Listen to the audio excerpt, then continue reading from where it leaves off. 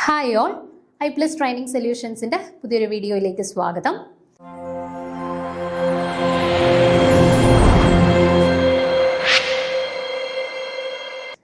അപ്പം എല്ലാവരും അറിഞ്ഞിട്ടുണ്ടായിരിക്കും നമ്മുടെ ഈ പ്രാവശ്യത്തെ ജൂലൈയിലെ സെറ്റിൻ്റെ ഒരു ടെൻറ്റേറ്റീവ് ഡേറ്റ് ഒക്കെ വന്നിട്ടുണ്ട്. ഏകദേശം നമുക്കൊരു ഓഗസ്റ്റ് 24 കൂടിയായിരിക്കും നമ്മുടെ എക്സാംസ് ഒക്കെ വരിക.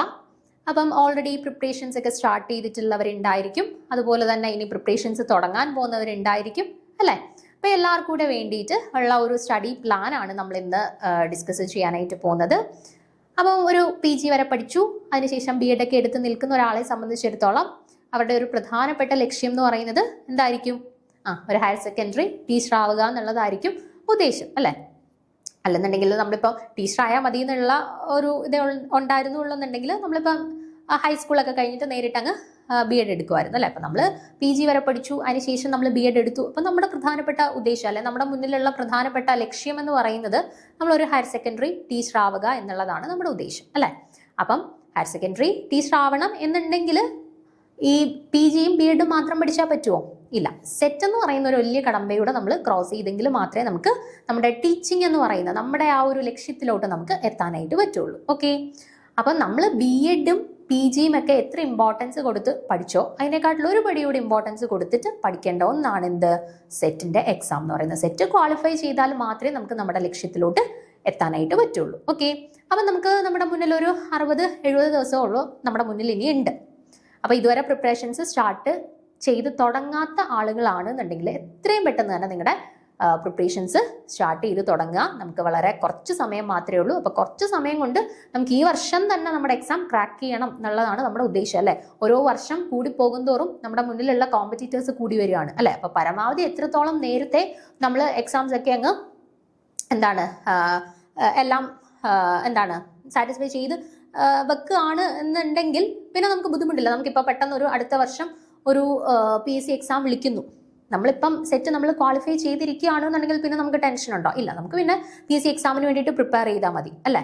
പക്ഷേ ഇനിയിപ്പം നമ്മൾ സെറ്റ് പ്രിപ്പയർ ചെയ്തില്ല, ഉടനെ തന്നെ ഒരു HSST വിളിക്കും, അങ്ങനൊരു സാഹചര്യം വരികയാണെന്നുണ്ടെങ്കിൽ നമുക്ക് പിന്നീട് ടെൻഷൻ ആയിരിക്കുമല്ലോ, ഞാൻ ഇനി എങ്ങനെ സെറ്റ് സാറ്റിസ്ഫൈ ചെയ്യുമോ, ഈ തവണ സാറ്റിസ്ഫൈ ചെയ്താലല്ലേ എനിക്ക് ഇനി അടുത്ത HSST അപ്ലൈ ചെയ്യാൻ പറ്റുള്ളൂ. അങ്ങനെ പലതരത്തിലുള്ള ടെൻഷൻസ് നമുക്ക് മുന്നിൽ ഉണ്ടായിരിക്കും. അപ്പോൾ നമ്മളെ കൊണ്ട് പറ്റുന്ന കാര്യം എന്ന് പറഞ്ഞാൽ സെറ്റ് എന്ന് പറയുന്ന കടമ്പ എത്രയും പെട്ടെന്ന് ക്രോസ് ചെയ്ത് വെക്കുക.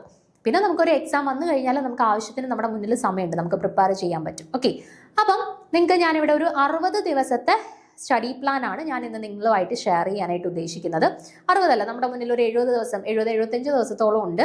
അപ്പം ആ ഉള്ള സമയത്തിന് നമുക്ക് എങ്ങനെ പരമാവധി പ്രയോജനപ്പെടുത്തി നല്ല രീതിയിലുള്ള ഒരു റിസൾട്ട് ഉണ്ടാക്കിയെടുക്കാം എന്നുള്ളതാണ് ഇന്നത്തെ ഈ ഒരു 60 ഡേ സ്റ്റഡി പ്ലാനിലൂടെ നിങ്ങളുമായിട്ട് ഡിസ്കസ് ചെയ്യാനായിട്ട് ഉദ്ദേശിക്കുന്നത്. ഓക്കെ, അപ്പം നമുക്ക് നമ്മുടെ സിലബസിന്റെ ഞാനിപ്പോൾ സിലബസിനെ 6 യൂണിറ്റുകളാക്കി ഡിവൈഡ് ചെയ്തിട്ടുണ്ട്. അപ്പോൾ അതിൽ ഓരോ മൊഡ്യൂൾസും നമുക്ക് എത്ര സമയം എടുത്ത് ഇനിയുള്ള ഈ ഒരു 60 ദിവസത്തിൽ ഇഫക്റ്റീവായിട്ട് പഠിക്കാം എന്നുള്ള ഒരു സ്റ്റഡി പ്ലാനാണ് ഉദ്ദേശിക്കുന്നത്. അപ്പോൾ അതിന് മുന്നോടിയായിട്ട് നിങ്ങളുടെ പ്രിപ്പറേഷൻസ് നിങ്ങൾ തുടങ്ങുന്നതിന് മുന്നോടിയായിട്ട് ശ്രദ്ധിക്കേണ്ട കുറച്ച് പോയിന്റുകളിലൂടെ ഞാനൊന്ന് പറയാം. ഒന്നാമത്തെ കാര്യം, before start preparation analyse the syllabus first. നമ്മൾ ജസ്റ്റ് ഞാൻ സെറ്റിന് പഠിക്കാൻ പോവാണ് എന്ന് പറഞ്ഞിട്ട് നമ്മുടെ PGയുടെ നോട്ട്സും കാര്യങ്ങളും എല്ലാം എടുത്ത് ഡിഗ്രിയുടെ എല്ലാം എടുത്ത് ഒരറ്റത്ത് നിങ്ങൾ പഠിച്ചു തുടങ്ങുക അല്ല വേണ്ടുന്നത്. ആദ്യം എന്ത് വേണം? നമ്മുടെ സെറ്റിന്റെ സിലബസ് എന്താണ് എന്നതിനെ കുറിച്ചിട്ടൊരു ഐഡിയ വേണം. ഏതൊക്കെ പോർഷൻസ് ആണ് നമ്മുടെ സിലബസിലുള്ളത്. ദെൻ ആ സിലബസിനെ അനുസരിച്ചിട്ട് വേണം നമ്മൾ നമ്മുടെ പ്രിപ്പറേഷൻ സ്റ്റാർട്ട് ചെയ്യാനായിട്ട്. ഓക്കെ, അപ്പം നിങ്ങൾ പ്രിപ്പറേഷൻ സ്റ്റാർട്ട് ചെയ്യാൻ പോകുന്നവർ ആദ്യം മനസ്സിലാക്കേണ്ട കാര്യം എന്താണ്? സിലബസ് എടുക്കുക, സിലബസിനെ നല്ല പോലെ ഒന്ന് നോക്കി മനസ്സിലാക്കുക ഏതൊക്കെ പോർഷൻസിൽ നിന്നും എവിടെ നിന്നൊക്കെയാണ് നമുക്ക് പഠിക്കേണ്ടത്. അപ്പം അതൊരു കൃത്യമായിട്ടുള്ള ഒരു പ്ലാൻ ഉണ്ടാക്കി വെച്ച ശേഷം മാത്രം നിങ്ങളുടെ പ്രിപ്പറേഷൻസ് സ്റ്റാർട്ട് ചെയ്യാനായിട്ട് ശ്രദ്ധിക്കുക. ഓക്കെ, രണ്ടാമത് നിങ്ങൾ ശ്രദ്ധിക്കേണ്ട ഒരു പോയിന്റ് ആണ്, before start preparations go through the previous question papers to understand the pattern or the level of question papers. അപ്പം സെറ്റ് ഓൾറെഡി അപ്പിയർ ചെയ്തിട്ടുള്ളവരുണ്ടായിരിക്കും, അവർക്ക് എക്സാം പാറ്റേൺ എങ്ങനെയാണെന്ന് അറിയാം, ഏത് റേഞ്ചിലുള്ള അല്ലെങ്കിൽ ഏത് ലെവലിലുള്ള ക്വസ്റ്റ്യൻസ് ആണ് ചോദിക്കുന്നത് എന്നുള്ളതിനെ കുറിച്ചിട്ടൊക്കെ ഒരു ഐഡിയ ഉണ്ടായിരിക്കും. പക്ഷേ ഇപ്പം BEd പാസ് ഔട്ട് ആയിട്ടുള്ള ആളുകളെ സംബന്ധിച്ചിടത്തോളം അവർ ഫസ്റ്റ് ടൈം ആയിരിക്കും എക്സാം എഴുതാൻ പോകുന്നത്. അപ്പം ചില ആളുകളെ സംബന്ധിച്ചിടത്തോളം അവർക്ക് എക്സാമിനെ കുറിച്ച് യാതൊരു ഐഡിയ ഉണ്ടായിരിക്കില്ല. എങ്ങനെയാണ് ചോദ്യം വരിക, ഏതൊക്കെ പോർഷൻസിൽ നിന്നായിരിക്കും ക്വസ്റ്റ്യൻസ് വരിക, അപ്പോൾ ഇന്ന ചാപ്റ്ററിൽ നിന്ന് തന്നെ ഏത് ലെവലിലുള്ള ചോദ്യങ്ങളായിരിക്കും വരുന്നത്, അതിനെക്കുറിച്ചൊന്നും യാതൊരു ഐഡിയ ഉണ്ടാവില്ല. അപ്പോൾ അങ്ങനെ ഒരു ഐഡിയ ഇല്ലാണ്ട് നമ്മൾ പഠിച്ചു തുടങ്ങിയിട്ട് കാര്യമുണ്ടോ? നമുക്ക് ക്വസ്റ്റ്യൻസ് എങ്ങനെയാണ് വരുന്നതെന്നുള്ളതിനെ കുറിച്ചിട്ട് യാതൊരു ഐഡിയ ഇല്ല. നമ്മൾ കുറേ പുസ്തകമൊക്കെ എടുത്ത് വെച്ചിട്ട് പഠിക്കാൻ തുടങ്ങുകയാണ്. നമുക്ക് വല്ല കാര്യമുണ്ടോ? ഇല്ല. അപ്പം നമ്മൾ ആദ്യം ചെയ്യേണ്ടത് പഴയ ഒരു 1-2 ക്വസ്റ്റ്യൻ പേപ്പേഴ്സ് ഒന്ന് എടുത്ത് നോക്കി നിങ്ങളൊന്ന് മനസ്സിലാക്കുക ഏത് രീതിയിലുള്ള ചോദ്യങ്ങൾ, ഏത് ലെവലിലുള്ള ചോദ്യങ്ങളാണ് വന്നിട്ടുള്ളത്. ഞാൻ പ്രിപ്പയർ ചെയ്യുന്ന സമയത്ത് എങ്ങനെയുള്ള കാര്യങ്ങൾക്ക് ഇമ്പോർട്ടൻസ് കൊടുത്ത് പഠിക്കണം എന്നുള്ളത് ഈ ഒരു ക്വസ്റ്റ്യൻ പേപ്പർ അനാലിസിസിലൂടെ നിങ്ങൾക്ക് മനസ്സിലാവും. അപ്പോൾ പ്രിപ്പറേഷൻ ആദ്യമായിട്ട് സ്റ്റാർട്ട് ചെയ്യാൻ പോകുന്ന ഒരാളാണ് നിങ്ങളെങ്കിൽ നിങ്ങൾ ആദ്യം എന്ത് ചെയ്യണം? നിങ്ങൾ ആദ്യം ഒരു 1-2 ക്വസ്റ്റ്യൻ പേപ്പേഴ്സ് എടുത്തിട്ട് എങ്ങനെയാണ് പഴയ ചോദ്യങ്ങൾ വന്നിട്ടുള്ളത് എന്നുള്ള കാര്യങ്ങളൊക്കെ ഒന്ന് മനസ്സിലാക്കുക. Okay, then complete the full syllabus. അതായിരിക്കണം നമ്മളിപ്പോൾ പഠിച്ചു തുടങ്ങാൻ പോകുന്ന സമയത്ത് സിലബസ് ഒക്കെ ഇത്രയുണ്ടോ, ഇത്രയൊന്നും എന്നെ കൊണ്ട് പഠിക്കാൻ പറ്റത്തില്ലായിരിക്കും, ഈ പറ്റുന്നതൊക്കെ ഒന്ന് പഠിച്ചു തീർക്കാം. അങ്ങനെയല്ല, നമുക്ക് ഇത്ര സമയമുണ്ട്, നമ്മൾ ഈ സിലബസ് മൊത്തം കവർ ചെയ്യും എന്ന് പറയുന്ന ഒരു ലക്ഷ്യത്തിൽ വേണം നിങ്ങൾ പ്രിപ്പറേഷൻ സ്റ്റാർട്ട് ചെയ്യാനായിട്ട്. അല്ല അത് പിന്നെ പോട്ടെ, നമുക്ക് ഇനി വഴിയെ നമുക്ക് ഇപ്പോൾ ഇന്ന പോർഷൻസ് നമുക്ക് കവർ ചെയ്യാൻ പറ്റിയില്ല എന്നുണ്ടെങ്കിൽ ഓക്കെ, അത് നമുക്ക് സ്കിപ്പ് ചെയ്യാം. പക്ഷേ ആദ്യമേ നിങ്ങൾ ഇത് പറ്റുന്നതൊക്കെ പഠിക്കാം, ആ ഒരു മൈൻഡ് സെറ്റൂടെ അല്ല ഈ ഒരു സിലബസ് മൊത്തത്തിൽ എനിക്ക് കവർ ചെയ്യാൻ പറ്റും, ഇത്ര ദിവസം കൊണ്ട് ഞാൻ കംപ്ലീറ്റ് ചെയ്യും, ആ ഒരു മൈൻഡ് സെറ്റോട് കൂടി വേണം നമ്മുടെ പ്രിപ്പറേഷൻസ് തുടങ്ങാനായിട്ട്. ഓക്കെ, അടുത്തത് പ്രിപ്പയർ ഷോർട്ട് നോട്ട്സ്. എപ്പോഴും നിങ്ങൾ ഏതൊരു പരീക്ഷയ്ക്ക് പ്രിപ്പയർ ചെയ്യുന്ന സമയത്താണെന്നുണ്ടെങ്കിലും ഇപ്പം നോട്ട്സ് വായിക്കുന്നു, നോട്ട്സ് ഇങ്ങനെ സെൻറ്റൻസ് വൈസ് അതുപോലെ എഴുതി വെക്കരുത്. എപ്പോഴും മിനിമം വേർഡ്സിൽ നമുക്ക് നോക്കിക്കഴിഞ്ഞാൽ പെട്ടെന്ന് ക്യാച്ച് ചെയ്യാൻ പറ്റുന്ന രീതിയിൽ ഷോർട്ട് നോട്ട്സ് പ്രിപ്പയർ ചെയ്യാനായിട്ട് പ്രത്യേകം ശ്രദ്ധിക്കണം. ഇപ്പം ഇക്വേഷൻസ് കാര്യങ്ങളൊക്കെ ഉണ്ടെന്നുണ്ടെങ്കിൽ അതിനെയൊക്കെ ഒന്ന് സെപ്പറേറ്റ് ബോക്സസ് ആക്കി വരച്ചിട്ട് ഒരു ചാപ്റ്ററുമായിട്ട് ബന്ധപ്പെട്ട ഇക്വേഷൻസ് എല്ലാം കൂടെ ഒരുമിച്ച് ആ രീതിയിലൊക്കെ ഒന്ന് കാറ്റഗറൈസ് ചെയ്ത് പഠിക്കാനായിട്ട് പ്രത്യേകം ശ്രദ്ധിക്കണം കേട്ടോ. വളരെ ഷോർട്ടായിട്ടുള്ള നോട്ട്സ് എപ്പോഴും പ്രിപ്പയർ ചെയ്യുക. കാരണം നമ്മൾ ഇതെല്ലാം ഇങ്ങനെ പഠിച്ച് പോയി കഴിഞ്ഞാൽ നമ്മൾ മറന്നു പോകുമായിരിക്കും. പിന്നെ എക്സാം അടുപ്പിച്ച് ഒരു ലാസ്റ്റ് 1 വീക്കിലായിരിക്കും നമ്മൾ വീണ്ടും ഇതൊക്കെ റിവൈസ് ചെയ്ത് തുടങ്ങുന്നത്. ഓക്കെ, അപ്പോൾ നമുക്ക് സമയം കുറവായിരിക്കും. അപ്പോൾ ഈ നമ്മൾ ഭയങ്കര ഷോർട്ട് ആൻഡ് ക്രിസ്പായിട്ട് എഴുതി വെച്ചിട്ടുള്ള കാര്യങ്ങൾ പെട്ടെന്ന് നമ്മുടെ മനസ്സിലോട്ട് കയറും. അതുകൊണ്ട് തന്നെ എപ്പോഴും നിങ്ങൾ വളരെ ഷോർട്ടായിട്ടുള്ള എന്നാൽ നമുക്ക് ഈസിലി മനസ്സിലാവുന്ന രീതിയിൽ നോട്ട്സുകൾ പ്രിപ്പയർ ചെയ്യാനായിട്ട് ശ്രദ്ധിക്കണം. Okay, then work out maximum questions. നമ്മൾ വെറുതെ കുറേ സിലബസ് പഠിച്ച് സിലബസിലുള്ള കാര്യങ്ങളെല്ലാം കവർ ചെയ്തിട്ട് നമുക്ക് യാതൊരു തരത്തിലും അത് പ്രയോജനപ്പെടണമെന്നില്ല. നമുക്ക് എപ്പോഴാണ് ഈ പഠിച്ച കാര്യങ്ങളെല്ലാം നമുക്ക് നല്ല രീതിയിൽ എക്സാമിന് കൊണ്ടുവരാൻ പറ്റുക? നമ്മൾ പരമാവധി ക്വസ്റ്റ്യൻസ് വർക്കൗട്ട് ചെയ്ത് പ്രാക്ടീസ് ചെയ്ത് നമ്മൾ ആ ഒരു ട്രാക്കിൽ വന്നു കഴിഞ്ഞാൽ മാത്രമേ നമുക്ക് എക്സാമിന് നല്ല രീതിയിൽ അപ്പിയർ ചെയ്യാൻ പറ്റും. ഇപ്പോൾ നിങ്ങൾ സിലബസ് മൊത്തം കവർ ചെയ്ത് എല്ലാ കാര്യങ്ങളും പഠിച്ചു, പക്ഷേ നിങ്ങൾ ഒറ്റ ക്വസ്റ്റ്യൻ പേപ്പേഴ്സ് അറ്റംപ്റ്റ് ചെയ്തിട്ടില്ല, നിങ്ങൾക്ക് അറിയത്തില്ല ക്വസ്റ്റ്യൻസ് എങ്ങനെയാണ് വരുന്നത്, ഒരു ക്വസ്റ്റ്യൻ വന്നാൽ എങ്ങനെ അപ്രോച്ച് ചെയ്യേണ്ടത്, പക്ഷേ നിങ്ങൾ തിയറി എല്ലാം പഠിച്ചു വെച്ചിട്ടുണ്ട്.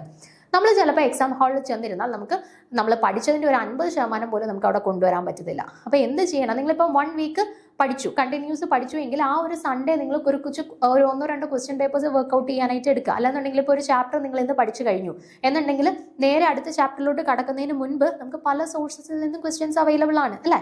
അപ്പോൾ ഇന്ന് പഠിച്ച ചാപ്റ്റർ ഏതാണോ ആ ചാപ്റ്ററുമായിട്ട് ബന്ധപ്പെട്ട കുറച്ച് ക്വസ്റ്റ്യൻസ് നിങ്ങളൊന്ന് വർക്കൗട്ട് ചെയ്ത് വെക്കുക കേട്ടോ. അപ്പം നിർബന്ധമായിട്ട് നമ്മൾ പഠിച്ചു പോകുന്നതിൻ്റെ കൂടെ ശ്രദ്ധിക്കാനുള്ള ഒരു കാര്യമാണ് പരമാവധി ക്വസ്റ്റ്യൻസ് വർക്കൗട്ട് ചെയ്ത് പോവുക കേട്ടോ. പല സോഴ്സസിൽ നിന്ന് നമുക്ക് ചോദ്യങ്ങൾ അവൈലബിൾ ആണ്. ഇപ്പം പ്രീവിയസ് ക്വസ്റ്റ്യൻ പേപ്പേഴ്സ് തന്നെ നമുക്ക് നെറ്റിൽ നിന്ന് കിട്ടും. ഒരു ലാസ്റ്റ് 10 വർഷമായിട്ട് നടക്കുന്ന സെറ്റിൻ്റെ എക്സാംസിൻ്റെ ക്വസ്റ്റ്യൻ പേപ്പേഴ്സ് എല്ലാം നമുക്ക് കിട്ടും അല്ലേ? എത്രത്തോളം ക്വസ്റ്റ്യൻസ് കിട്ടും അത്രത്തോളം ക്വസ്റ്റ്യൻസ് നിങ്ങൾ വർക്കൗട്ട് ചെയ്യാനായിട്ട് ശ്രദ്ധിക്കുക. നമ്മൾ കുറേ തിയറി ഇരുന്ന് പഠിക്കുന്നതിനെക്കാട്ടിലും കുറച്ചും കൂടി ഇഫക്റ്റീവ് ആയിരിക്കും നമ്മൾ പരമാവധി ക്വസ്റ്റ്യൻ പേപ്പേഴ്സ് വർക്കൗട്ട് ചെയ്യുന്നത്. ഓക്കെ, കാരണം കുറേ ക്വസ്റ്റ്യൻസ് റിപ്പീറ്റ് ചെയ്ത് വരും. ചിലപ്പോൾ ക്വസ്റ്റ്യൻസ് അതുപോലെ ആയിരിക്കത്തില്ല, സെയിം കൺസെപ്റ്റ് തന്നെ റിപ്പീറ്റ് ചെയ്ത് വരും.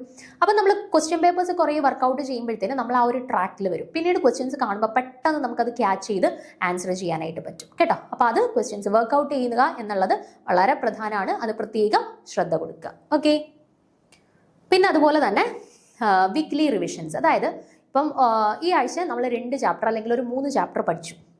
ഇനി അടുത്ത മൺഡേ തൊട്ടിട്ട് നമ്മൾ നെക്സ്റ്റ് മൊഡ്യൂളിലോട്ട് കടക്കുന്നതിന് മുൻപ് അതിൻ്റെ ഇടയിലുള്ള ഒരു ദിവസം നിങ്ങളൊരു റിവിഷന് വേണ്ടി മാറ്റി വെക്കുക. അതായത് ഇപ്പോൾ ഒരു ആഴ്ച പഠിച്ച സാധനം ഒരു ദിവസം ആ ആഴ്ചയുടെ എൻഡിൽ നിങ്ങൾ കംപ്ലീറ്റ് ആയിട്ടൊന്ന് റിവൈസ് ചെയ്യണം. റിവൈസ് ചെയ്തെല്ലാം നമുക്ക് ഓർത്തെടുക്കാൻ പറ്റുന്നുണ്ടോ, പഠിച്ച കാര്യങ്ങളൊക്കെ എനിക്ക് തറവായിട്ടുണ്ടോ എന്നുള്ളതൊക്കെ ഒന്ന് ഉറപ്പാക്കിയിട്ട് മാത്രം അടുത്ത മൊഡ്യൂൾസിലോട്ടൊന്ന് കടക്കാനായിട്ട് ശ്രദ്ധിക്കുക കേട്ടോ. അപ്പോൾ ഓരോ ചാപ്റ്റേഴ്സ് കഴിയുന്ന സമയത്തും റിവിഷന് വേണ്ടിയിട്ട് ടൈം പ്രത്യേകം മാറ്റി വെച്ച് പോകാനായിട്ട് ശ്രദ്ധിക്കുക. ഓക്കെ, അപ്പോൾ ഇത് ഞാൻ ഒരു സ്റ്റഡി പ്ലാൻ അല്ലെന്നുണ്ടെങ്കിൽ ഒരു പ്രിപ്പറേഷൻ സ്റ്റാർട്ട് ചെയ്യാൻ പോകുന്നതിൻ്റെ മുന്നോടിയായിട്ട് നിങ്ങളുടെ മനസ്സിൽ ഉണ്ടായിരിക്കേണ്ട കുറച്ച് കാര്യങ്ങൾ ഞാനൊന്ന് പറഞ്ഞു എന്നേ ഉള്ളൂ കേട്ടോ.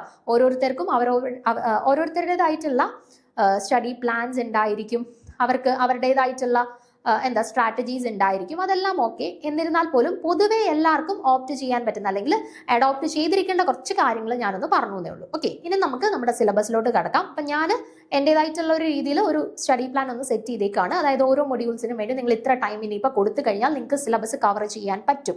ആ ഒരു രീതിയിൽ സെറ്റ് ചെയ്തേക്കുന്നതാണ്. അപ്പൊ പരമാവധി നിങ്ങൾക്ക് പോസിബിൾ ആയിട്ടുള്ളവർ ആ ഒരു രീതിയിൽ തന്നെ ഇനിയുള്ള 60 ദിവസങ്ങൾ ഇഫക്റ്റീവ് ആയിട്ട് കൊണ്ടുപോകാനായിട്ട് ശ്രദ്ധിക്കുക. ഓക്കെ, അപ്പൊ നമ്മുടെ ഒന്നാമത്തെ യൂണിറ്റ് എന്ന് പറയുന്നത് ഇനോർഗാനിക് കെമിസ്ട്രി ആണ്.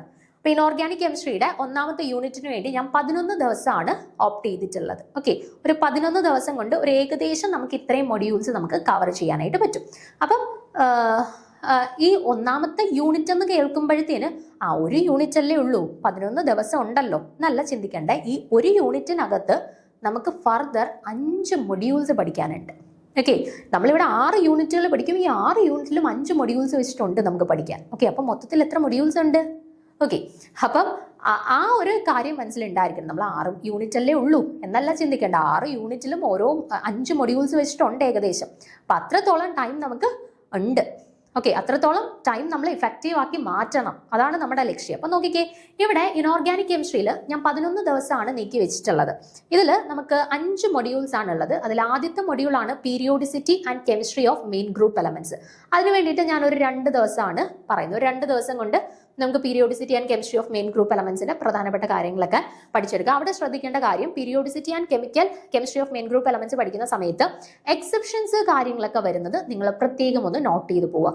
ഇപ്പം അയണൈസേഷൻ എനർജിയുടെ ഓർഡർ, അല്ലെങ്കിൽ ഇലക്ട്രോനെഗറ്റിവിറ്റിയുടെ ഓർഡർ, അല്ലെങ്കിൽ ഇപ്പം ഏറ്റവും ഇലക്ട്രോൺ അഫിനിറ്റി കൂടിയ എലമെന്റ്സ് ചെയ്ത് അതിനകത്തൊക്കെ ചില എക്സെപ്ഷൻസ് വരുന്നതുണ്ടല്ലോ. ആ എക്സെപ്ഷൻസ് പ്രത്യേകം നോട്ട് ചെയ്യുക. എക്സെപ്ഷൻസ് എടുത്തിട്ടാണ് നമുക്ക് കൂടുതലും ചോദ്യങ്ങൾ വരിക. ഓക്കെ, അപ്പോൾ പീരിയോഡിസിറ്റി പഠിക്കുന്ന സമയത്ത് അതൊന്ന് പ്രത്യേകം ശ്രദ്ധിക്കുക. 2 ദിവസം കൊണ്ട് നമുക്കത് കംപ്ലീറ്റ് ചെയ്യാം.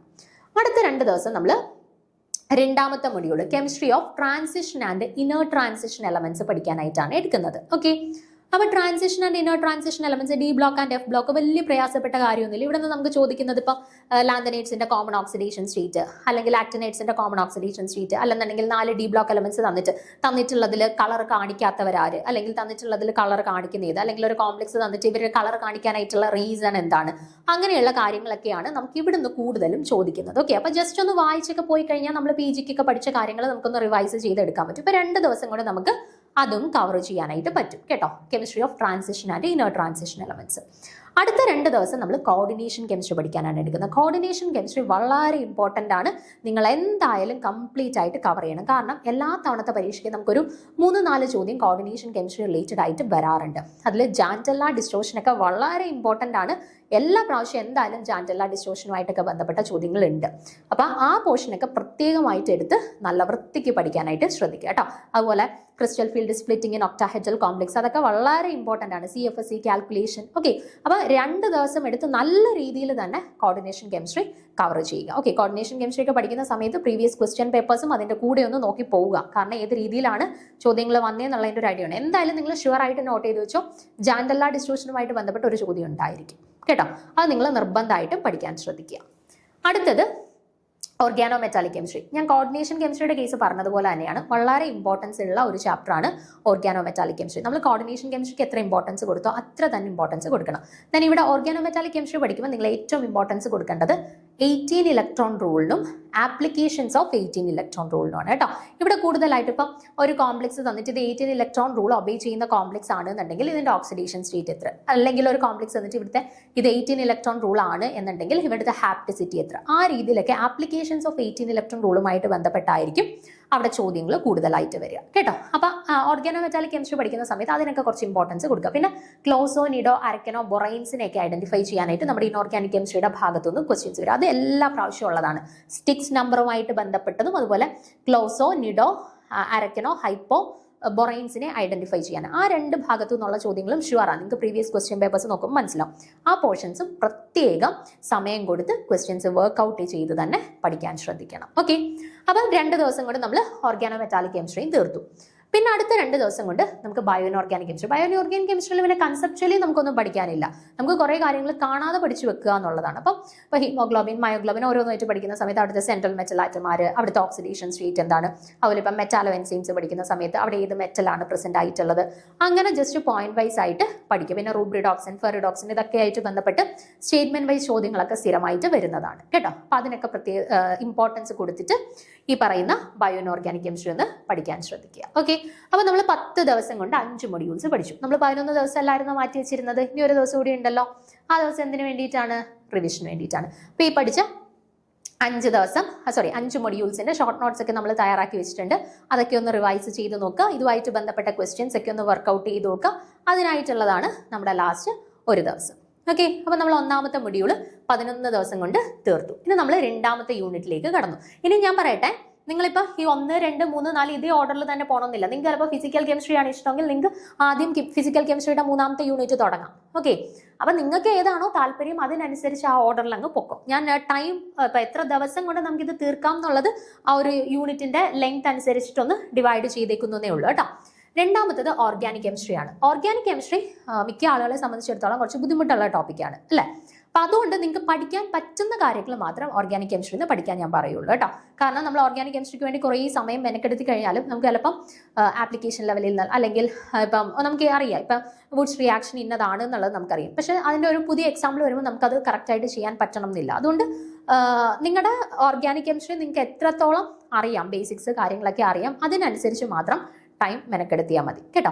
അപ്പോൾ ഇവിടെ ഞാൻ ഒന്നാമത്തെ മൊഡ്യൂളായിട്ടുള്ള ഇലക്ട്രോൺ ഡിസ്പ്ലേസ്മെന്റ് ഇഫക്റ്റ് ആൻഡ് അരോമാറ്റിസിറ്റിക്ക് 2 ദിവസം കൊടുത്തിട്ടുണ്ട്. ഇതിൽ അരോമാറ്റിസിറ്റി എന്തായാലും നിങ്ങൾ പഠിക്കുക. നമുക്ക് 1 മാർക്ക് അല്ലെങ്കിൽ 1, 2 ചോദ്യം അവിടെ നിന്ന് വരും. ഷുവർ ആയിട്ട് നമുക്ക് മാർക്ക് സ്കോർ ചെയ്യാൻ പറ്റും കേട്ടോ. അപ്പോൾ ഞാൻ ഇലക്ട്രോൺ ഡിസ്പ്ലേസ്മെന്റ് ഇഫക്റ്റ് ആൻഡ് അരോമാറ്റിസിറ്റിക്കകത്ത് ആരോമാറ്റിസിറ്റിക്ക് ഇമ്പോർട്ടൻസ് കൊടുക്കാൻ ഞാൻ പ്രത്യേകം പറഞ്ഞിട്ടുണ്ട്. അത് അതുപോലെ പഠിക്കുക കേട്ടോ. 2 ദിവസം ആ ഒരു ചാപ്റ്ററിന് വേണ്ടി എടുക്കാം.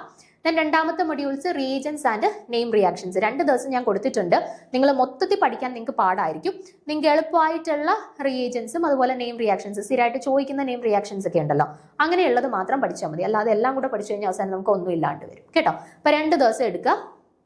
അതിന് അടുത്ത സ്റ്റീരിയോ കെമിസ്ട്രിക്കകത്ത് ആറാൻഡസ് നോമൻക്ലേച്ചർ എല്ലാ പ്രാവശ്യവും എക്സാമിന് ചോദിക്കുന്നതാണ്. സോ സ്റ്റീരിയോ കെമിസ്ട്രി പഠിക്കുന്ന സമയത്ത് ആറാൻഡസ് നോമൻക്ലേച്ചറുമായിട്ട് ബന്ധപ്പെട്ട പരമാവധി എക്സാമ്പിൾസ് ഒന്ന് വർക്കൗട്ട് ചെയ്തേക്കുക. അത് നമുക്ക് സ്ഥിരം ചോദിക്കുന്നതാണ്. സോ സ്റ്റീരിയോ കെമിസ്ട്രി പഠിക്കുമ്പോൾ അത് പ്രത്യേകം ശ്രദ്ധിക്കുക. 2 ദിവസം നമുക്ക് സ്റ്റീരിയോ കെമിസ്ട്രിക്ക് വേണ്ടി മാറ്റിവെക്കാം.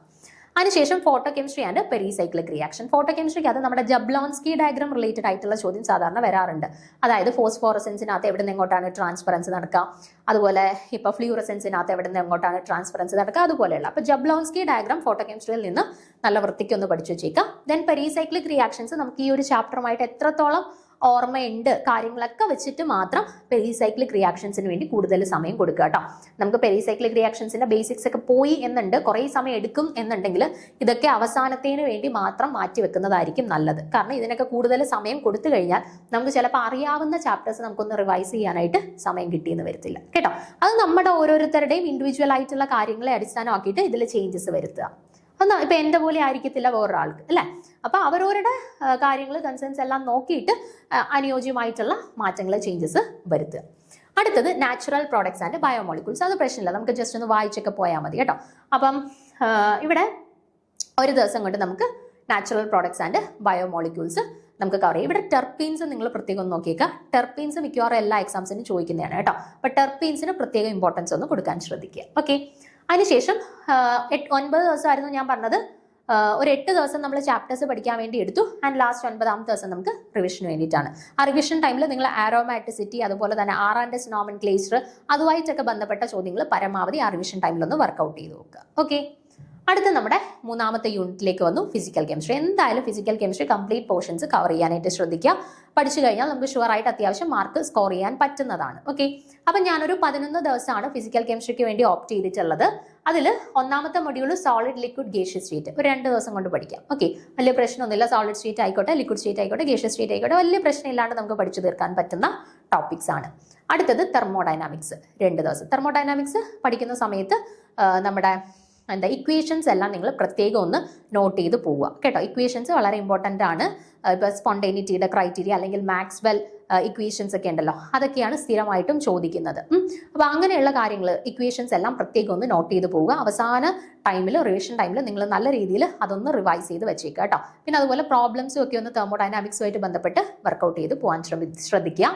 2 ദിവസമാണ് തെർമോഡൈനാമിക്സിന് വേണ്ടിയിട്ട് പറയുന്നത്. അടുത്തത് കെമിക്കൽ കൈനറ്റിക്സ്. കെമിക്കൽ കൈനറ്റിക്സ് പഠിക്കുന്ന സമയത്തും first order, 0 order, second order ഇവരുടെ കേസിൽ റേറ്റ് ഇക്വേഷൻസ്, ഹാഫ് ലൈഫ് ഇതുമായിട്ട് ബന്ധപ്പെട്ട് പ്രോബ്ലംസ് ഒക്കെ ചോദിക്കാൻ സാധ്യതയുണ്ട്. അതൊക്കെ നല്ലപോലെ വർക്കൗട്ട് ചെയ്യുക. ദെൻ അരീനിയസ് ഇക്വേഷനുമായിട്ട് ബന്ധപ്പെട്ടും ചോദ്യങ്ങൾ സ്ഥിരം ചോദിക്കാറുണ്ട്. അപ്പോൾ 2 ദിവസം നമ്മൾ കെമിക്കൽ കൈനറ്റിക്സിന് വേണ്ടിയിട്ടും മാറ്റിവെച്ചു. അടുത്തത് ഇലക്ട്രോ കെമിസ്ട്രി. ഇലക്ട്രോ കെമിസ്ട്രിയിൽ നിങ്ങൾ പരമാവധി പ്രോബ്ലംസ് വർക്കൗട്ട് ചെയ്ത് പഠിക്കാൻ ശ്രദ്ധിക്കുക കേട്ടോ. പ്രോബ്ലംസ് ഒക്കെയാണ് ഇലക്ട്രോ കെമിസ്ട്രി റിലേറ്റഡ് ആയിട്ട് കൂടുതലും ചോദിക്കുന്നത്. അപ്പോൾ 2 ദിവസം നമ്മൾ ഇലക്ട്രോ കെമിസ്ട്രിക്ക് വേണ്ടി മാറ്റിവെച്ചിട്ടുണ്ട്. അടുത്തത് surface chemistry, colloids and catalysis. വലിയ പ്രശ്നമൊന്നുമില്ല, നമുക്ക് പെട്ടെന്ന് പഠിച്ചെടുക്കാം. ഫ്രണ്ടിലേക്ക് ലാങ്മർ അഡ്സോർപ്ഷൻ ഐസോത്തോം കൃത്യമായിട്ട് നോക്കി വെച്ചേക്കുക. അതുമായിട്ട് ബന്ധപ്പെട്ട് സർഫസ് കെമിസ്ട്രിയിൽ കൂടുതൽ ചോദ്യങ്ങൾ വരാറുണ്ട്.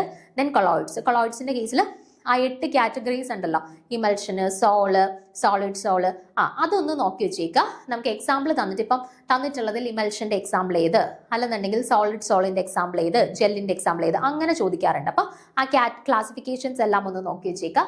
ദെൻ കെറ്റാലിസിസ്, മിഖേൽ മെന്റൻ എൻസൈം കെറ്റാലിസിസുമായിട്ട് ബന്ധപ്പെട്ട് പ്രോബ്ലംസ് ചോദിക്കാറുണ്ട്. സോ കെറ്റാലിസിസിൽ അതിന് കുറച്ച് ഇമ്പോർട്ടൻസ് ഒന്ന് കൊടുത്തേക്കാം, മിഖേൽ മെന്റൻ ഇക്വേഷന് കേട്ടോ. അപ്പൊ അതിനൊരു ദിവസം കൊണ്ട് നമുക്ക് ഇത് കവർ ചെയ്യാം, വലിയ പ്രശ്നമൊന്നുമില്ല. നമുക്ക് ജസ്റ്റ് ഒന്ന് വായിച്ചൊക്കെ പോയി കഴിഞ്ഞാൽ നമുക്ക് കാര്യങ്ങളെല്ലാം ഓർത്തെടുക്കാൻ പറ്റുന്നതേ ഉള്ളൂ. Surface chemistry, colloids and catalysis. Okay, അപ്പൊ ഈ 11 10 ദിവസങ്ങൾ കൊണ്ട് നമ്മൾ എന്ത് ചെയ്തു? 9 ദിവസം കൊണ്ട് നമ്മൾ ചാപ്റ്റേഴ്സ് ഒന്ന് കവർ ചെയ്തു. ഇനി ബാക്കി 2 ദിവസം ഞാൻ റിവിഷന് വേണ്ടിയിട്ടാണ് വെച്ചേക്കുന്നത്. എന്തിനാ 2 ദിവസം കൊടുത്തത്? കാരണം ഇവിടെ നമുക്ക് കുറേ പ്രോബ്ലംസ് കാര്യങ്ങളൊക്കെ വർക്കൗട്ട് ചെയ്യണം. തെർമോഡൈനാമിക്സ്, ഇലക്ട്രോ കെമിസ്ട്രി, കെമിക്കൽ കൈനറ്റിക്സുമായിട്ടൊക്കെ ബന്ധപ്പെട്ടല്ലേ. അപ്പോൾ ആ പ്രോബ്ലംസ് എല്ലാം വർക്കൗട്ട് ചെയ്ത് നോക്കുന്നതിന് വേണ്ടിയിട്ടും പഠിച്ച കാര്യങ്ങളെല്ലാം ഒന്ന് റിവൈസ് ചെയ്യുന്നതിനും ഇതിൽ ഏതെങ്കിലും പോർഷൻ നമുക്ക് ഇടയ്ക്കൊന്ന് സ്കിപ്പ് ആയിട്ടുണ്ടെങ്കിൽ അതെല്ലാം ഒന്ന് റീകളക്ട് ചെയ്തെടുക്കുന്നതിനും ഒക്കെ വേണ്ടിയിട്ടാണ് റിവിഷന് ഞാൻ 2 ദിവസം കൊടുത്തേക്കുന്നത് കേട്ടോ. അപ്പോൾ ഈ പറയുന്ന 11 ദിവസം കൊണ്ട് നമ്മൾ ഫിസിക്കൽ കെമിസ്ട്രി ഒരുവിധം കവർ ചെയ്യും. പിന്നെ അതിനുശേഷം നമ്മൾ 4ാമത്തെ മൊഡ്യൂളിലേക്ക് കടക്കും. 4ാമത്തെ മൊഡ്യൂൾ എന്താണ്? തിയോററ്റിക്കൽ കെമിസ്ട്രി ആണ്. തിയോററ്റിക്കൽ കെമിസ്ട്രിക്ക് വേണ്ടി 10 ദിവസമാണ് മാറ്റി വെച്ചിട്ടുള്ളത്. ഇവിടെ 1ാമത്തെ മൊഡ്യൂൾ ക്വാണ്ടം മെക്കാനിക്സ് ആണ്. ക്വാണ്ടം മെക്കാനിക്സിന് വേണ്ടിയിട്ട് ഞാൻ 2 ദിവസം കൊടുത്തിട്ടുണ്ട്. പക്ഷേ ക്വാണ്ടം മെക്കാനിക്സ് നിങ്ങൾക്ക് എത്രത്തോളം ബേസിക്സ് കാര്യങ്ങളുണ്ട് അതിനനുസരിച്ചിട്ട് പഠിക്കാം. എന്തായാലും 1 dimension box, Schrödinger equation, ഏഗൻ values, ഏഗൻ functions, ഇതെല്ലാം കൃത്യമായിട്ട് നോക്കി വെച്ചേക്കുക. അതൊക്കെ ആയിട്ട് ബന്ധപ്പെട്ട് നമുക്ക് പഠിച്ചെടുത്ത് കഴിഞ്ഞാൽ ക്വസ്റ്റ്യൻസ് വന്നാൽ അറ്റംപ്റ്റ് ചെയ്യാൻ പറ്റുന്നതാണ് കേട്ടോ. അപ്പം അത് ക്വാണ്ടം മെക്കാനിക്സ് പഠിക്കുന്ന സമയത്ത് പ്രത്യേകം ശ്രദ്ധിക്കുക. 2 ദിവസം നമുക്ക് ക്വാണ്ടം മെക്കാനിക്സിന് വേണ്ടിയിട്ട് മാറ്റി വെക്കാം. അടുത്തത് കെമിക്കൽ ബോണ്ടിങ്. കെമിക്കൽ ബോണ്ടിങ്ങിന് വേണ്ടിയിട്ടും 2 ദിവസം, അത് നമ്മുടെ സിലബസിൽ കൊടുത്തിട്ടുള്ള പോർഷൻസിൽ ഇമ്പോർട്ടൻസിന്റെ ബേസിസിൽ അല്ലെങ്കിൽ പഴയ ക്വസ്റ്റ്യൻ പേപ്പേഴ്സ് ഒക്കെ നിങ്ങൾ റിവൈസ് ചെയ്യുന്ന സമയത്ത് കൂടുതലും ക്വസ്റ്റ്യൻസ് ഏത് പോർഷൻസിൽ നിന്നാണോ ചോദിച്ചിട്ടുള്ളത് അതിന് കൂടുതൽ ഇമ്പോർട്ടൻസ് കൊടുത്തിട്ട് പഠിക്കാനായിട്ട് ശ്രദ്ധിക്കുക. Then molecular symmetry and group theory. Okay, group തിയറിയിൽ നമുക്ക് പോയിന്റ് ഗ്രൂപ്പ് കണ്ടുപിടിക്കാനായിട്ടുള്ള ചോദ്യങ്ങൾ ഉണ്ടായിരിക്കും. അതുപോലെ തന്നെ ഇപ്പോൾ C2² × C2³ = അങ്ങനെയുള്ള ചോദ്യങ്ങളുണ്ടല്ലോ, അതുമായിട്ട് ബന്ധപ്പെട്ട പിന്നെ റെഡ്യൂസബിൾ, ഇറെഡ്യൂസബിൾ റെപ്രസെന്റേഷൻസുമായിട്ടൊക്കെ ബന്ധപ്പെട്ട ചോദ്യങ്ങൾ, പിന്നെ സ്റ്റേറ്റ്മെന്റ് വൈസ് ചോദ്യങ്ങളൊക്കെ ചോദിക്കാറുണ്ട് കേട്ടോ. അപ്പോൾ ഗ്രൂപ്പ് തിയറി അതിനനുസരിച്ചിട്ട് പ്രിപ്പയർ ചെയ്യാനായിട്ട് ശ്രദ്ധിക്കുക. 2 ദിവസം എടുക്കുക കേട്ടോ. ഈ പോയിന്റ് ഗ്രൂപ്പ് ഒക്കെ നിങ്ങൾ കുറേ അങ്ങ് കാണാതെ പഠിച്ചു വെച്ചേക്കാനേ പറ്റും. ഇപ്പൊ കുറേ പേരുടെ കേസിൽ നമുക്കിപ്പോൾ 3 ഡയമെൻഷനലി ചിന്തിച്ച് കണ്ടുപിടിച്ച് എടുക്കുക എന്ന് പറയുന്നത് എക്സാം ഹാളിൽ ഇരുന്ന് ചിലപ്പോൾ പോസിബിൾ ആയിരിക്കത്തില്ല. അപ്പോൾ അത്യാവശ്യം റിപ്പീറ്റഡ്ലി ചോദിക്കുന്ന കുറേ ആളുകളുടെ നിങ്ങളങ്ങ് കാണാതെ പഠിച്ചു വെക്കുക എന്നുള്ളതേ ഉള്ളൂ കേട്ടോ.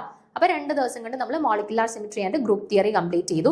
അടുത്ത 2 ദിവസം മോളിക്കുലാർ സ്പെക്ട്രോസ്കോപ്പിയാണ് കേട്ടോ. സ്പെക്ട്രോസ്കോപ്പി നിങ്ങൾ NMR, ESR, Raman spectroscopy, UV, visible, IR എല്ലാം നല്ലപോലെ പഠിച്ചു വെച്ചു എന്ന് പറഞ്ഞ് വാരി വലിച്ചങ്ങ് പഠിക്കേണ്ട. ഇപ്പോൾ ESR സ്പെക്ട്രോസ്കോപ്പിയുടെ കേസിൽ നമുക്ക് എങ്ങനെയാണ് സ്പ്ലിറ്റിംഗ് കണ്ടുപിടിക്കുക, അതുപോലെ ഇപ്പോൾ NMR സ്പ്ലിറ്റിംഗ് എങ്ങനെ നടക്കും, ആ സ്പ്ലിറ്റിങ്ങിന്റെ ഇന്റൻസിറ്റി എങ്ങനെയാണ്, പാസ്കൽസ് ട്രയാങ്കിളൊക്കെ ഇല്ലേ, അങ്ങനെയുള്ള കാര്യങ്ങൾ ഓരോന്നും പ്രത്യേകം നോട്ട് ചെയ്ത് പോകുക. അതുപോലെ ഇപ്പം മൈക്രോവേവ് സ്പെക്ട്രോസ്കോപ്പി, എങ്ങനെയുള്ള മോളിക്യൂൾസ് ആണ് മൈക്രോവേവ് സ്പെക്ട്ര തരുന്നത്, ഓക്കെ, അല്ലെങ്കിൽ എങ്ങനെയുള്ള മോളിക്യൂൾസ് ആണ് വൈബ്രേഷണൽ സ്പെക്ട്ര തരുന്നത്, അങ്ങനെയുള്ള പോയിന്റ്സ് ഒക്കെ പ്രത്യേകം നോട്ട് ചെയ്ത് പഠിക്കുക കേട്ടോ. സ്പെക്ട്രോസ്കോപ്പി എന്തായാലും ഒരു 3-4 ചോദ്യങ്ങൾ കാണും ഈ എല്ലാ സ്പെക്ട്രോസ്കോപ്പിന്നും കൂടെ കേട്ടോ. അപ്പോൾ എന്തായാലും ഒരു പരമാവധി പ്രധാനപ്പെട്ട പോയിന്റുകൾ മാത്രം ഒന്ന് നോട്ട് ചെയ്ത് പരമാവധി ക്വസ്റ്റ്യൻസ് കൂടെ വർക്കൗട്ട് ചെയ്ത് സ്പെക്ട്രോസ്കോപ്പി പ്രിപ്പയർ ചെയ്യാനായിട്ട് ശ്രദ്ധിക്കുക കേട്ടോ. സ്പെക്ട്രോസ്കോപ്പിയും കുഴപ്പമില്ല, നമുക്കിപ്പോൾ 4 മോളിക്യൂൾസ് തന്നിട്ടുള്ളതിൽ മൈക്രോവേവ് ആക്റ്റീവ് അല്ലെങ്കിൽ തന്നിട്ടുള്ളതിൽ വൈബ്രേഷണൽ ആക്റ്റീവ് അങ്ങനെയുള്ള ചോദ്യങ്ങളൊക്കെയാണ്. അല്ലെന്നുണ്ടെങ്കിൽ വൈബ്രേഷണൽ ഡിഗ്രീസ് ഓഫ് ഫ്രീഡം കണക്കാക്കുക അല്ലെങ്കിൽ ടോട്ടൽ ഡിഗ്രീസ് ഓഫ് ഫ്രീഡം കണക്കാക്കുക, അങ്ങനെയുള്ള ചോദ്യങ്ങളൊക്കെയാണ് കൂടുതലും ചോദിക്കുന്നത് കേട്ടോ. അപ്പോൾ ക്വസ്റ്റ്യൻ പേപ്പേഴ്സ് ഒന്ന് നിങ്ങൾ നോക്കിയിട്ടാണ് ചാപ്റ്റേഴ്സ് പഠിക്കാനിരിക്കുന്നതെങ്കിൽ നിങ്ങൾക്ക് ഒരു ഐഡിയ കിട്ടും ഏതൊക്കെ ലെവലിൽ നിന്നാണ് ചോദ്യങ്ങൾ വരുന്നത് എന്നുള്ളത് കേട്ടോ. അപ്പോൾ 2 ദിവസം കൊണ്ട് നമ്മൾ മോളിക്കുലാർ സ്പെക്ട്രോസ്കോപ്പിയും ഏകദേശം കവർ ചെയ്യും. അതിനുശേഷം നമ്മൾ applications of spectroscopic techniques in chemistry അത് ഒരു ദിവസത്തേന് എടുക്കാം. നമുക്ക് ഇപ്പോൾ NMRന്റെ അല്ലെന്നുണ്ടെങ്കിൽ ESRന്റെ അല്ലെന്നുണ്ടെങ്കിൽ UV അല്ലെന്നുണ്ടെങ്കിൽ IR അതിൻ്റെയൊക്കെ ആപ്ലിക്കേഷൻ ലെവലിൽ നിന്നുള്ള കാര്യങ്ങളാണ് ഈ ഒരു ചാപ്റ്ററിൽ വരുന്നത് കേട്ടോ. അതായത് മറ്റേതിൽ നമ്മൾ പഠിച്ചിട്ടുള്ള മാക്സിമം ക്വസ്റ്റ്യൻസ് ഒക്കെ വർക്കൗട്ട് ചെയ്യുന്നതാണ് ഈ ഒരു സെക്ഷനിൽ വരുന്നത്. അപ്പോൾ അതിന് ഒരു ദിവസം എടുക്കാം. അപ്പോൾ നമ്മൾ ഏകദേശം ഒരു 9 ദിവസം കൊണ്ട് ചാപ്റ്റേഴ്സ് എല്ലാം കവർ ചെയ്യും. എന്നിട്ട് 10ാമത്തെ ദിവസം എന്തിനു വേണ്ടിയിട്ടാണ്? പഴയതുപോലെ നമ്മുടെ റിവിഷന് വേണ്ടിയിട്ട്. ആ റിവിഷൻ ടൈമിൽ നിങ്ങൾ ഷോർട്ട് നോട്ട് തയ്യാറാക്കി വെച്ചിട്ടുള്ള കാര്യങ്ങളൊക്കെ ഒന്ന് റിവൈസ് ചെയ്യുക, ക്വസ്റ്റ്യൻ പേപ്പേഴ്സ് ഒക്കെ ഒന്ന് വർക്കൗട്ട് ചെയ്യുക, കൺസെപ്റ്റുകൾ പഠിച്ച സാധനങ്ങളെല്ലാം ഒന്ന് ക്ലിയർ ആക്കി എടുക്കുക. ഓക്കെ, അപ്പോൾ അതിനുശേഷം നമ്മൾ 5ാമത്തെ യൂണിറ്റിലോട്ട് കടന്നു. നമ്മുടെ 5ാമത്തെ യൂണിറ്റ് ഏതാണ്? അനലിറ്റിക്കൽ കെമിസ്ട്രി ആണ്.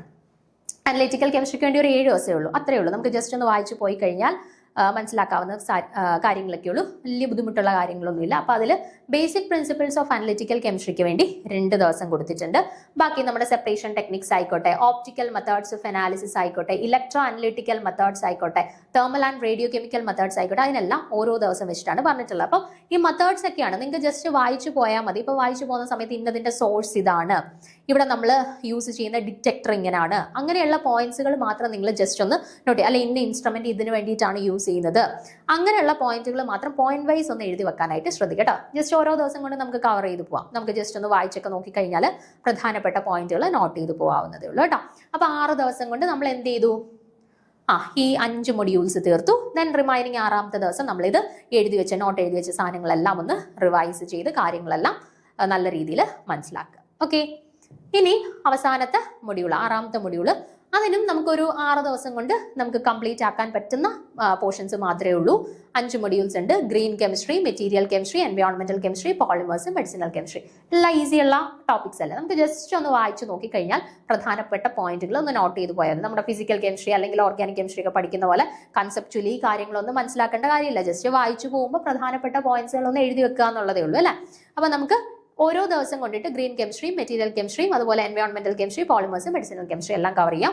റിമൈനിങ് ഒരു ദിവസം കൊണ്ട് നമുക്ക് അതിന്റെ റിവിഷൻസ് നടത്താം. ഓക്കെ, അപ്പം മൊത്തത്തിൽ 60 ദിവസത്തെ ഒരു സ്റ്റഡി പ്ലാൻ ആണ് അല്ലേ. അപ്പൊ 54 ദിവസം കൊണ്ട് നമ്മൾ എന്ത് ചെയ്തു? നമ്മൾ ഇത്ര ടോപ്പിക്സ്, അതായത് ഈ 6 യൂണിറ്റിലായിട്ട് വരുന്ന 5 മൊഡ്യൂൾസ്, അതായത് 30 ചാപ്റ്റേഴ്സ് നമ്മൾ പഠിച്ചു കഴിഞ്ഞു അല്ലെ. അപ്പൊ ഇതിനകത്ത് ഏതെങ്കിലും ചാപ്റ്റേഴ്സ് നിങ്ങൾക്ക് ഭയങ്കര ബുദ്ധിമുട്ടാണ്, അല്ലെന്നുണ്ടെങ്കിൽ നിങ്ങളെ കൊണ്ട് ബേസിക്സ് കാര്യങ്ങളൊന്നും ഓർത്തെടുക്കാൻ പറ്റുന്നില്ല, അങ്ങനെയൊക്കെ ഉണ്ടെന്നുണ്ടെങ്കിൽ ആ ചാപ്റ്റർ കംപ്ലീറ്റ് ആയിട്ടങ്ങ് വിടുക, കുഴപ്പമില്ല. നമുക്ക് വേറെ ക്വസ്റ്റ്യൻസ് ഉണ്ടല്ലോ.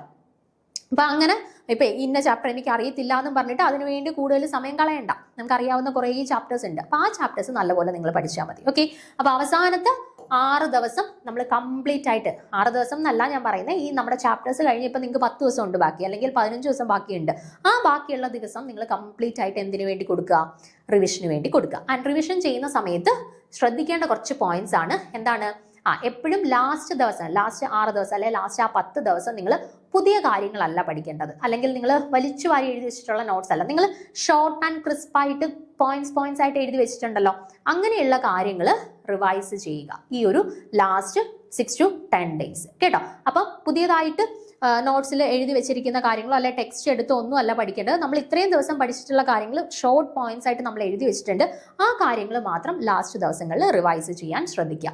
Then not try to learn any new topics. അവസാന നിമിഷം കൊണ്ട് നമ്മൾ പുതിയ ചാപ്റ്റേഴ്സോ പുതിയ കാര്യങ്ങളോ പഠിക്കാൻ നിൽക്കരുത്. കാരണം അപ്പോഴാണ് നമുക്ക് ടെൻഷൻസ് കൂടുന്നതും നമ്മൾ ഇതുവരെ പഠിച്ച കാര്യങ്ങൾ പോലും നമുക്ക് അറ്റംപ്റ്റ് ചെയ്യാൻ പറ്റാണ്ട് വരിക. ഓക്കെ, അപ്പൊ പഠിച്ച കാര്യങ്ങൾ കുറച്ചും കൂടെ വൃത്തിയാക്കുക എന്നുള്ളതാണ് റിവിഷൻ ടൈമിൽ നമ്മൾ ശ്രദ്ധിക്കേണ്ട കാര്യം. പുതിയതായിട്ട് നമ്മൾ ഒരു ചാപ്റ്റർ പഠിച്ചില്ല, അപ്പൊ പെരിസൈക്ലിക്ക് അറിയത്തില്ല, നോക്കിയില്ല എന്ന് പറഞ്ഞിട്ട് തലേ ദിവസം ഇരുന്ന് അത് പഠിക്കാൻ നിൽക്കരുത്. അത് സ്കിപ്പ് ചെയ്തോ. നമ്മൾ പഠിച്ച ഒത്തിരിയും ചാപ്റ്റേഴ്സ് ഉണ്ടല്ലോ, അത് നമ്മൾ നല്ലപോലെ അറ്റംപ്റ്റ് ചെയ്താൽ മതി. ഓക്കെ, പിന്നെ try to work out maximum previous year question papers. നമുക്ക് അവസാനത്തിൽ ഇപ്പം പരീക്ഷയ്ക്ക് മുന്നോടിയായിട്ടുള്ള ആ ഒരാഴ്ച നിങ്ങൾ കംപ്ലീറ്റ് ആയിട്ട് ക്വസ്റ്റ്യൻ പേപ്പേഴ്സ് വർക്ക്ഔട്ട് ചെയ്യാനായിട്ട് കൊടുക്കുക.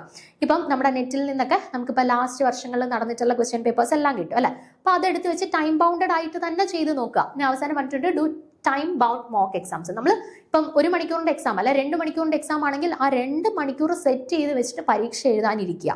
അങ്ങനെ നമ്മൾ വീട്ടിലിരുന്ന് പ്രാക്ടീസ് ചെയ്യുകയാണെന്നുണ്ടെങ്കിൽ നമുക്ക് എക്സാം ഹാളിൽ ചെന്ന് കഴിഞ്ഞാലും അത് നമുക്ക് ടൈം മാനേജ്മെന്റ് അല്ലെന്നുണ്ടെങ്കിൽ നമ്മുടെ സ്ട്രെസ് കുറയ്ക്കാൻ, അങ്ങനെ നമുക്ക് പലതരത്തിൽ നമുക്ക് ബെനിഫിഷ്യൽ ആയിരിക്കും കേട്ടോ. അതുകൊണ്ട് അവസാനത്തെ റിവിഷൻ ടൈമിൽ നിങ്ങൾ പരമാവധി മോക്ക് ടെസ്റ്റുകൾ ചെയ്യുക. മോക്ക് ടെസ്റ്റുകൾ ചെയ്യുന്ന സമയത്ത് എക്സാം ഹാളിൽ ഇരുന്ന് നമ്മൾ ചെയ്യുന്ന അതേ അറ്റ്മോസ്ഫിയറിൽ ഇരുന്ന് ചെയ്യുക. നമ്മൾ ഇപ്പോൾ 2 മണിക്കൂറത്തെ സമയമാണെന്നുണ്ടെങ്കിൽ ആ 2 മണിക്കൂർ ടൈം അവിടെ സെറ്റ് ചെയ്ത് വെച്ച് ആ സമയത്ത് നമ്മൾ പരീക്ഷാ ഹാളിൽ ഇരുന്ന് എക്സാം അറ്റംപ്റ്റ് ചെയ്യുന്നത് പോലെ ചെയ്യുക. അപ്പം നമ്മൾ ടൈം മാനേജ്മെന്റ് നല്ല രീതിയിൽ നമുക്ക് ഇംപ്രൂവ് ചെയ്യാൻ പറ്റും. നമ്മൾ ഉദ്ദേശിക്കുന്ന സമയത്ത് നമുക്ക് വളരെ ഈസി ആയിട്ട് ക്വസ്റ്റ്യൻസ് എല്ലാം വർക്ക്ഔട്ട് ചെയ്യാൻ പറ്റും കേട്ടോ. അപ്പോൾ ഈ പറഞ്ഞ കാര്യങ്ങളെല്ലാം ഈ രീതിയിൽ നിങ്ങൾ ഫോളോ ചെയ്ത് പോവുകയാണെന്നുണ്ടെങ്കിൽ ഈ ടൈമിൽ സെറ്റ് എക്സാം നിങ്ങൾക്ക് ഷുവർ ആയിട്ടും ക്രാക്ക് ചെയ്യാനായിട്ട് പറ്റും കേട്ടോ. അപ്പോൾ ഈ പറഞ്ഞ കാര്യങ്ങളെല്ലാം മനസ്സിൽ ഉദ്ദേശിച്ചുകൊണ്ട് നിങ്ങളുടെ പ്രിപ്പറേഷൻസ് മുന്നോട്ട് കൊണ്ടുപോവുക. ഒരു ദിവസം പോലും നമ്മുടെ മുന്നിൽ വേസ്റ്റ് ചെയ്യാനില്ല. നമ്മളിപ്പോൾ ഒരു 60 ദിവസത്തെ സ്റ്റഡി പ്ലാൻ സെറ്റ് ചെയ്തിട്ടുണ്ട്. ഈ 60 ദിവസം നമ്മൾ ഈ പറഞ്ഞതുപോലെ നല്ല വൃത്തിയായിട്ട് യൂട്ടിലൈസ് ചെയ്താൽ മാത്രമേ നമുക്ക് എന്ത് ചെയ്യാൻ പറ്റുള്ളൂ, നമ്മുടെ സിലബസ് എല്ലാം കവർ ചെയ്ത് നമ്മൾ ഉദ്ദേശിക്കുന്ന പോലെ നമുക്ക് എക്സാം അപ്പിയർ ചെയ്യാനായിട്ട് പറ്റുള്ളൂ കേട്ടോ. അപ്പോൾ എല്ലാവരും ഉദ്ദേശിക്കുന്ന പോലെ നല്ല രീതിയിൽ പ്രിപ്പറേഷൻസ് മുന്നോട്ട് കൊണ്ടുപോകാൻ പറ്റട്ടെ. അതുപോലെ നല്ല രീതിയിൽ എക്സാം അപ്പിയർ ചെയ്യാനും സാധിച്ചു ഈ വർഷം തന്നെ സെറ്റ് ക്രാക്ക് ചെയ്യാൻ സാധിക്കട്ടെ എന്ന് ആശംസിക്കുന്നു. Okay, thank you.